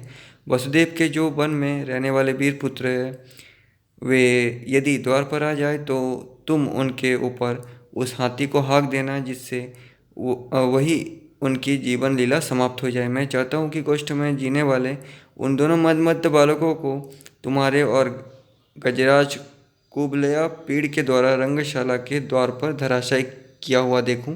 उन दोनों को पृथ्वी पर पड़ा देख वसुदेव की तो जड़ ही कट जाएगी। वे पत्नी और बंधु बांधवों सहित निर्बलंब होकर स्वयं ही नष्ट हो जाएंगे। साथ ही ये जो मूर्ख यादव श्री कृष्ण का भरोसा रखते हैं, वे सब श्री कृष्ण को मारा गया देख हताश होकर विनाश के गर्त में गिर जाएंगे। इन दोनों को गजराज कुबलयापीड़ अथवा मल्ल के द्वारा मरवा कर या स्वयं ही मारकर मथुरापुरी को यादवों से सूनी करके मैं सुखपूर्वक विचरूंगा। मैंने यादव कुल का भार वहन करने वाले अपने पिता को ही त्याग दिया। कृष्ण का पक्ष लेने वाले जो शेष यादव हैं, वे भी मेरे द्वारा परित्यज्य हो चुके हैं। यथार्थ बात यह है कि पुत्र की इच्छा रखने वाले इस अल्प पराक्रमी मानव उग्रसेन के द्वारा मेरा जन्म नहीं हुआ है, जैसा कि नारद जी ने मुझे बताया है।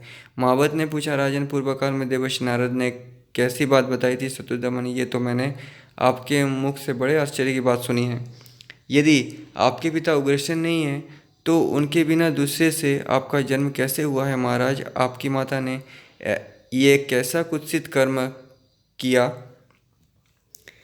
आपकी माता ने यानी कंस की माता ने ऐसा कुत्सित कर्म कैसे किया? मतलब कह रहे हैं कि अगर उग्रसेन तुम्हारे पिता नहीं है तो कौन है? दूसरी साधारण स्त्री भी ऐसा घृणित कार्य नहीं कर सकती है, फिर उन्होंने कैसे किया? मैं विस्तार पूर्वक इस प्रसंग को सुनना चाहता हूँ। इसे जानने के लिए मेरे मन में बड़ा कौतूहल है। कंस ने कहा, महावत, यदि तुम्हारा विचार इस रहस्य को सुनने की है तो प्रभावशाली महर्षि नारद बाबा ने मुझसे जैसा कहा था उसी तरह मैं इस प्रसंग का बता रहा हूँ तुम्हें। वे मुनि नारद देवराज इंद्र के सखा हैं। सखा का मतलब होता है दोस्त। उस समय दोस्ती का रिश्ता ज़्यादा था, ठीक है। जैसे ही आप समय के पीछे जाएंगे तो दोस्ती का रिश्ता ही आपको देखने को मिलेगा। तो सखा का मतलब है मित्र, दोस्त। एक दिन चंद्रमा की किरणों के समान श्वेत वस्त्र पहने और सिर पर जटा मंडल का भार धारण किए वे इंद्र भवन से मेरे यहाँ आए। उनके कंधे पर काले मृगचर्म की चादर पड़ी थी। वे सुवर्णमय यज्ञोपवीत से विभूषित थे और दंड कमंडलू धारण किए दूसरे प्रजापति के समान जान पड़ते थे। नारद जी वेदों के विद्वान तो थे ही, गांधर्व वेद यानी संगीत विद्या के भी पूर्ण पंडित हैं, अतः चारों वेदों का ज्ञान किया करते हैं। ब्रह्मलोक में विचरने वाले वे अविनाशी देवर्षि नारद ही मेरे यहाँ पधारे थे। अपने यहाँ आए हुए उन महर्षि को देखकर मैंने पाद्य अर्घ और आसन समर्पित करके उनकी विधि पूर्वक पूजा की और महल के भीतर ले जाकर उन्हें बिठाया। जब सुखपूर्वक बैठ गए तब मुझसे कुशल प्रश्न करने के अनंतर प्रश्नचित हुए उन शुद्ध अंतकरण वाले देवर्षि ने इस प्रकार कहा। नारद जी बोले, वीर, तुमने शास्त्रीय विधि के अनुसार मेरा पूजन किया है, अतः मेरी ये एक बात सुनो और इसे ग्रहण करो। सुवर्णमय मेरु पर्वत देवताओं का निवास स्थान है। उस पर्वत के शिखर पर एक दिन देवताओं का समाज जुटा हुआ था, उसी में मैं भी गया था। वहाँ देवता लोग अनुचर सहित तुम्हारे वध के अत्यंत दारुण उपाय पर विचार कर रहे थे। वही उनके मुख से ये बात मैंने सुनी थी। ये नारद जी कह रहे हैं कंस से, जो नारद जी ने सुना था। कंस, इस देवगी का जो 8वां गर्भ है उसमें विश्ववंदित भगवान विष्णु निवास करेंगे, अतः वो गर्भ तुम्हारी मृत्यु का कारण होगा। वे विष्णु ही देवताओं के सर्वस्व हैं, स्वर्गलोक के आश्रय हैं और देवगणों के परम रहस्य हैं। वे ही तुम्हारी मृत्यु के कारण होंगे। कंस, तुम देवकी के गर्भ को मार गिराने के लिए यत्न करो। शत्रु दुर्बल अथवा सज्जन हो तो भी उसके प्रति उपेक्षा नहीं करनी चाहिए। ये उग्रसेन तुम्हारे पिता नहीं हैं। सौविमान का स्वामी ओज और तेज से संपन्न महाबली ध्रुमिल तुम्हारे पिता हैं। नारद जी की ये बात सुनकर मुझे कुछ रोष आ गया। मैंने पुनः पूछा, ब्राह्मण, द्रविल नामक दानव किस तरह मेरा पिता हुआ? तपोधन विग्रह, बताइए मेरी माता के साथ उसका समागम कैसे हुआ, यानी मेरे माता के साथ उसका संबंध, रिलेशन कैसे हुआ? मैं ये सब विस्तार के साथ सुनना चाहता हूँ। नारद जी ने कहा, राजन, बहुत अच्छा। ध्रुवील का तुम्हारी माता के साथ जो संवाद और समागम हुआ था वो सब मैं तुम्हें यथार्थ रूप से बता रहा हूँ, सुनो। एक समय की बात है, तुम्हारी माता जब रजस्वला होने के पश्चात स्नान कर चुकी थी, कौतूहलवश दूसरी स्त्रियों के साथ सुयमुन नामक पर्वत का दर्शन करने के लिए गई।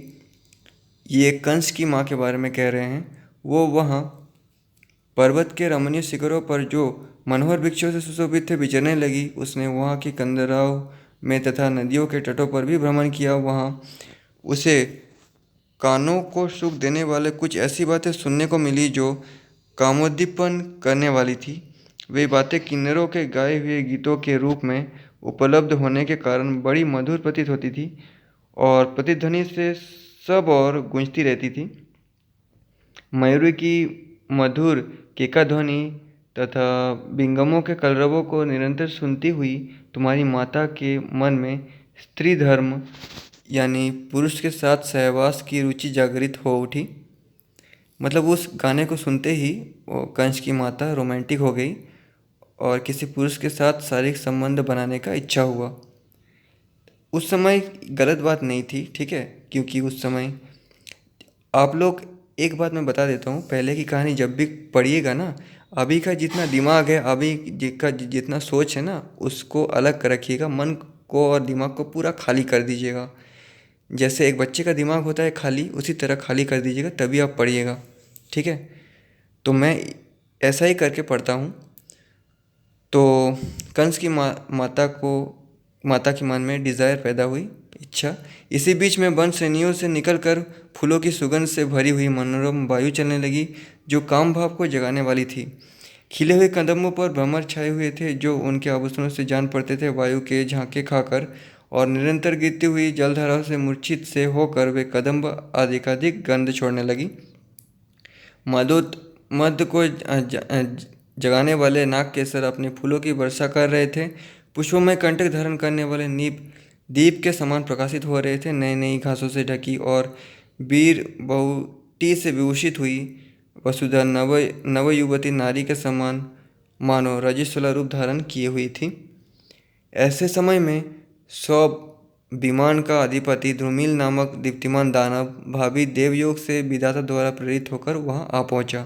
इच्छानुसार चलने वाला उसका विमान प्रभात काल के सूर्य की भांति तेज पुंज से प्रकाशित हो रहा था। उसके द्वारा वो वहां सुयमुन पर्वत की शोभा देखने की इच्छा से शीघ्रतापूर्वक सहसा आ गया।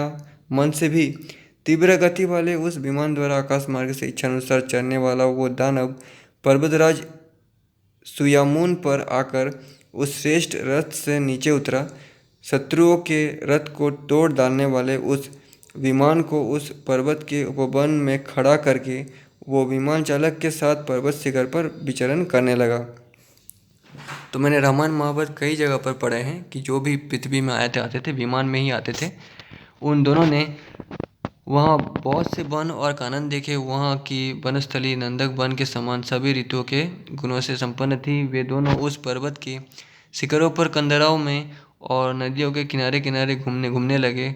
उस पर्वत के बहुत से ऊंचे ऊंचे शिखर नाना प्रकार की धातुओं से आवृत थे। भांति भांति के रत्नों से उनकी विचित्र शोभा हो रही थी। उन दोनों ने देखा पर्वत के विभिन्न शिखर सुवर्णमय, रजतमय तथा अंजनमय दिखाई दे रहे थे। नाना प्रकार के फूलों की सुगंध वहाँ व्याप्त हो रही थी। भांति भांति के जीव जंतुओं के समुदाय वहाँ निवास करते थे।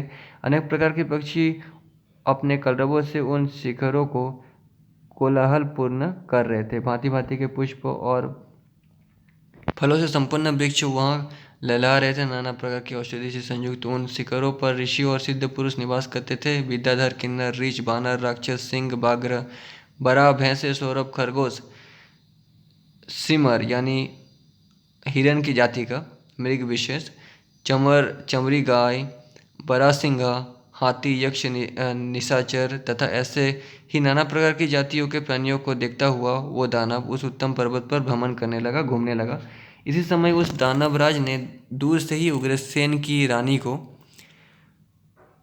की पत्नी को देखा जो सखियों के साथ क्रीड़ा करती तथा फूल चुनती हुई देवकन्या के समान सुशोभित हो रही थी। सखियों से घिरी हुई उस सुंदर कट्टी प्रदेश वाली रमणी को दूर से ही वहाँ विचरती देख सब विमान का स्वामी ध्रुमिल चकित हो उठा और अपने विमान चालक से इस प्रकार बोला, सूत, इस वन के भीतर विचरने वाली यह मृगनयनी बाला किसकी स्त्री है जो रूप और उदारता आदि गुणों से संपन्न होकर काम पत्नी रति के समान शोभा पा रही है। रति जो कामदेव की पत्नी कही जाती थी, उस समय कामदेव का पूजा हुआ करता था। कामदेव के पूजा का मतलब है कि स्त्री पुरुष क्या जो अट्रैक्शन है उसका रिस्पेक्ट करना, इसी को पूजा कहते थे। और कामदेव की पत्नी रति मानी जाती थी। अहो, क्या ये देवराज इंद्र की पत्नी सच्ची है या तिलोत्तमा है, अथवा जो भगवान नारायण के रूप का भेदन करके प्रकट हुई और पुरूरवा की प्यारी महारानी बनी थी, वो सुंदर कांति वाली रमणी रत्न उर्वशी है। हमने सुना है देवताओं ने असुरों के साथ मिलकर अमृत की प्राप्ति के लिए मंदराचल को मंथानी बनाकर जब क्षीर सागर का मंथन किया था, उस समय उसके अमृतमय दुग्ध से लोक भाविनी लक्ष्मी देवी का प्रादुर्भाव हुआ था, जो भगवान नारायण के अंग में सुशोभित होती है। ये सुंदरी अंगना वही लक्ष्मी देवी तो नहीं है, जैसे थोड़ी थोड़ी देर में चमकने वाली बिजली नील मेघ के भीतर रहकर अपना प्रकाश फैलाती है, उसी प्रकार ये स्त्रियों के बीच में रहकर अपने रूप और बन को प्रकाशित करती हुई यहाँ विचर रही है। तो इसी तरह से लक्ष्मी जी आई थी, और लक्ष्मी जी एक अप्सरा थी, या फिर अप्सराओं से श्रेष्ठ पद पर थी। तो वही कह रहे हैं, इसके अंग बड़े सुकुमार है, मुख चंद्रमा के समान सुंदर कांति से उदासित हो रहा है। ये निर्दोष अंगों वाली रमणी का रूप देखकर मैं पागल हो रहा हूँ, मेरी सारी इंद्रियां व्याकुल हो उठी है, मैं काम के अधीन हो गया हूँ, मेरा मन विहल सा हो रहा है। पुष्पगंधा कामदेव अपने सहायकों से मेरे अंगों को बड़े बेग से छिन्न भिन्न कर रहा है। मेरे हृदय में अपने पांचों बाणों को प्रहार करके वो बड़ी निर्दयता के साथ उसे वितीर्ण कर रहा है। मेरे हृदय के भीतर कामाग्नि बढ़ रही है, वो घी की आहुति पाकर बड़ी हुई आग के समान प्रज्वलित हो उठी है। इस कामाग्नि से शांति पाने के लिए इस समय कैसे कौन सा यत्न किया जाए? अहो, किस उपाय से हम क्या करें जिससे ये मतवाली चाल से चलने वाली रमणी मुझे अंगीकार कर ले, स्वीकार कर ले? इस प्रकार बहुत सोचने पर भी जब कोई उपाय नहीं सूझा, तब उस दानव ने अपने सारथी से कहा, अनक तुम 2 घड़ी यहीं ठहरो, मैं स्वयं ही उससे देखने या किसकी स्त्री है इस बात का पता लगाने के लिए जाता हूँ। जब तक मैं लौट ना आऊँ तब तक तुम यही मेरी प्रतीक्षा करके खड़े रहो। द्रुमिल की ये बात सुनकर उसके साथी ने कहा, बहुत अच्छा, ऐसा ही होगा। साथी से संयुक्त बातें कहकर बलवान दानवराज द्रुमिल ने उसके पास जाने का विचार किया। फिर उसने जल से आचमन किया और ध्यान लगाकर उसके विषय में चिंतन करने लगा। 2 घड़ी तक ध्यान करने मात्र से उसने ज्ञान बल से देख लिया कि ये राजा उग्रसेन की पत्नी है। ये जानकर उसे बड़ा हर्ष हुआ। फिर तो उसने अपना रूप बदलकर उग्रसेन का रूप धारण कर लिया। तत्पश्चात वो अमित तेजस्वी मतलब उग्रसेन मतलब उसके पति उग्रसेन जैसा अपने को सजा लिया। अमित पराक्रमी महाबाहु दानवराज हंसता हुआ उसके पास गया। फिर धीरे धीरे मुस्कुराते हुए ही उसने उसे अपनी भुजाओं में कस लिया। इस प्रकार उग्रसेन के ही रूप में उसने तुम्हारी माता का सतीत्व भंग किया। पति के प्रति हृदय में अत्यंत स्नेह रखने के कारण वो देवी बड़े प्रेम से उसकी सेवा में उपस्थित हुई। पीछे उसके शरीर के भारीपन का अनुभव करके वो शंकित हो उठी। उठकर भयभीत हो उसने उससे कहा, निश्चय ही तू मेरा पति नहीं है, अतः बता तू किसका दुराचारी पुत्र है जिसने मुझे कलंकित किए कर दिया। नीच, तूने मेरे पति का रूप धारण करके अपने नीच कर्म से मेरे पतिव्रत को दूषित कर दिया। अब रोष में भरे हुए मेरे बंधु बांधव मुझ कुल कलंकिनी को क्या कहेंगे? मुझे पतिपक्ष के लोगों से निंदित और तिरस्कृत होकर रहना पड़ेगा। तू ऐसा असहनशील दूषित कुल में उत्पन्न अजितेंद्रिय अविश्वसनीय अनार्य और परस्त्री को कलंकित करने वाला है, तुझे धिक्कार है। जब इस प्रकार धिक्कार देती हुई वो उससे उलझ पड़ी, तब उसके आक्षेप सुनकर उस दानव ने क्रोधपूर्वक कहा, मूढ़ नारी, तू अपने को बड़ी विशुद्धि मानती है। अरे, मैं सौ विमान का अधिपति ओजस्वी दानव द्रुमिल हूँ। तू मृत्यु के वश में रहने वाले तुच्छ मानव पति का आश्रय लेकर रोषपूर्वक मेरे ऊपर आक्षेप क्यों करती है? स्त्री के सम्मान पर गर्व करने वाली नारी, देवताओं और दानवों के साथ विवशतापूर्वक व्यभिचार घटित होने से स्त्रियां दूषित नहीं होती हैं। इन स्त्रियों की विवशता मानवीय स्त्रियों की बुद्धि निश्चल नहीं होती। तो ये द्वापर युग से पहले की रूल्स, पहले की मेंटेलिटी बता रहा है ये दानव। सुनने में आता है कि कि बहुत सारी स्त्रियाँ व्यभिचार रूप दोष बन जाने पर भी अविचल पराक्रमी देवोपम पुत्री की जननी हुई है। स्त्री जगत में एक तू ही तो बड़ी पति धर्मपरायणा और दूध की धोई हुई शुद्ध सती है, जो अपने केश कलापों को कंपित करती हुई जो चाहती है बकती चली जा रही है। मतवाली स्त्री, तुमने जो मुझसे ये पूछा है कि तू किसका पुत्र है, इससे तुम्हें कंस नामक शत्रुनाशक पुत्र प्राप्त होगा। ये सुनकर वो देवी पुनः रोष में भरकर उसके उस वर की निंदा करने लगी और ढिठाई के साथ बात करने वाले उस दानव से व्यतीत होकर बोली, दुराचारी दानव, तेरी इस घृणित आचार को धिक्कार है, जो तू संसार को सारी स्त्रियों की निंदा कर रहा है। माना कि जगत में नीच आचार विचार वाली स्त्रियां भी हैं, परंतु पतिव्रताएं भी कम नहीं है। कुलाधम, अरुंधति आदि जो पतिव्रता स्त्रियां सुनी जाती है, उसका स्मरण कर, जिन्होंने समस्त प्रजाओं और संपूर्ण लोगों को अपने सतीत्व के बल से ही धारण किया है। तूने जो मुझे सदाचार नाशक पुत्र प्रदान किया है, इसके प्रति मेरे मन में अधिक आदर नहीं है। इस विषय में मैं जो कुछ कहती हूँ उसे सुन ले। नीच, अब मेरे पति के कुल में परम पुरुष परमेश्वर अवतार लेंगे, जो तेरी तथा तूने जो पुत्र दिया है उसकी भी मृत्यु के कारण होंगे। तो मतलब उन दोनों के बीच रिलेशन बन गया था, उसके बाद ये श्राप दे रहे हैं। ठीक है, वो रिलेशन यहाँ पे डिटेल में नहीं लिखा गया है। उसके ऐसा कहने पर द्रुमिल उसी अनुपम गति वाले दिव्य विमान द्वारा पुनः आकाश को ही चला गया। तुम्हारी माता अत्यंत दीन होकर उसी दिन मथुरापुरी को चली गई। महावत, मुझसे इस प्रकार कहने पर मुनिश्रेष्ठ भगवान नारद अपने तपोबल से प्रकाशित तथा साक्षात अग्नि के समान देदीप्यमान हो 7 स्वरों की मूर्छना का विस्तार करने वाले बीना बजाते और गाते हुए अथवा अलक्ष्य विधि देवयान मार्ग से ब्रह्मा जी के पास चले गए। महावत, मेरी ये बात सुनो और समझो। तीनों लोकों की बातें जानने वाले बुद्धिमान नारद ने सब कुछ ठीक ही कहा था। अधिक कहने की क्या आवश्यकता। बल, वीर्य, नय, विनय, प्रमाण, शक्ति, तेज, पराक्रम, सत्य और दान के द्वारा मेरी समानता करने वाला दूसरा कोई पुरुष नहीं है। महावत, अपने को सर्वथा इन गुणों से युक्त समझकर मैं नारद जी की बात पर श्रद्धा करता हूँ। इसमें संदेह नहीं कि मैं उग्रसेन का क्षेत्रज्ञ पुत्र ही हूँ। माता पिता ने तो मुझे त्याग ही दिया है, मैं अपने तेज से ही इस सिंहासन पर बैठा हूँ। तो दोस्तों, रामायण त्रेता युग के बाद हुआ था। ठीक है, उसको आप द्वापर युग कह सकते हैं, यानी रामायण द्वापर युग में हुआ था। और महाभारत और ये जो कहानियाँ हैं ये द्वापर युग के बाद हुआ था, यानी कलयुग में हुआ था। इसको आप कलयुग कह सकते हैं या संधि काल भी कह सकते हैं। तो ये सब कलयुग की शुरुआत की घटना है।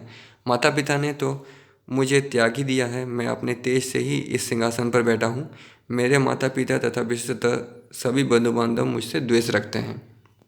तो इसी से कंस का जन्म हुआ था। सब लोग कंस से घृणा रखते थे, इसीलिए कंस क्रोध से और पराक्रम से सिंहासन लेकर बैठा है, यही वो कह रहे हैं।